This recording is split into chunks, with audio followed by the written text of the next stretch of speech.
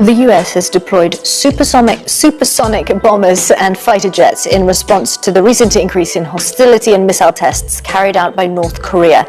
South Korea's Joint Chiefs of Staff showed the B-1B bombers conducting joint aerial drills with other South Korean and US warplanes. So let's speak to retired Air Vice Marshal Sean Bell. He's here with us. He knows a bit about aerial drills, don't you? There are the planes. Those are the bombers, are they?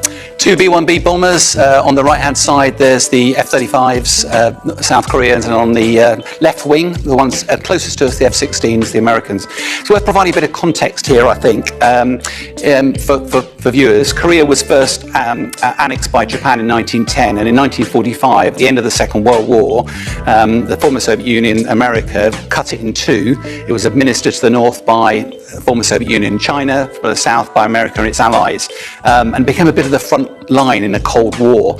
In 1950, the Soviet Union had been piling weapons into North Korea. They attacked South Korea.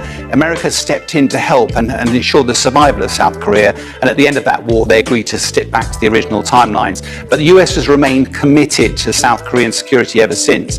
But in the years since, the decades since, North Korea has become increasingly isolated, and it's spent more and more of its money on missiles and weapons, particularly trying to source nuclear weapons. Okay, so now why do we have these drills taking place? What is the background to that in the near past, should we say? Yeah, so on Friday, North Korea launched its latest nuclear rocket ballistic missile test. Why this is important, the range of this particular missile could reach the continental United States of America, and it has the potential to carry multiple warheads as well. These missiles go a long way, and even the test missile, it went up over 3,700 miles. And it goes right here, about 620 miles, landed in the Sea of Japan over to our right. But it's also of interest that North Korea has been potentially readying itself for another nuclear test. It hasn't done one of these for 5 years yet. Now, the US routinely conducts these joint military operations with their South Korean colleagues. But of course, every time that happens, North Korea feels threatened and it responds accordingly. As soon as it responds, the US has to escalate.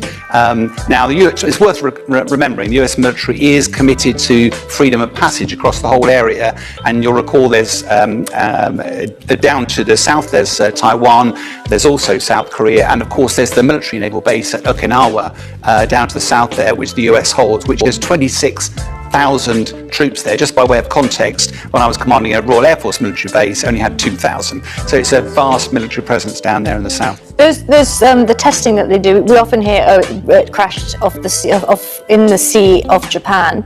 How do they know how far it can go? They're testing to see how far it can go. Does it go a little bit further every test, or how does that work? Well, the trouble is with these things is the further they go, the more unpredictable it is where it's going to land. So they only put enough fuel in it and guide it to land somewhere in international waters, which is why they're doing this test now.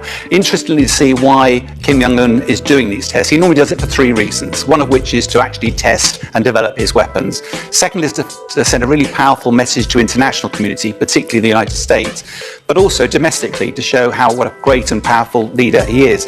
Interestingly, let's look back to the Ukraine conflict. Ukraine used to be the 3rd largest nuclear power in the world, but it ceded those weapons back in the early 1990s. Would Russia have invaded Ukraine had it still got nuclear weapons? And that message, I think, is really powerful, because for North Korea that feels paranoid about its own security, it needs to get the nuclear capability with the one ultimate deterrent and secure its secure its position. But it's a dangerous country. It's an unstable country from West perspective.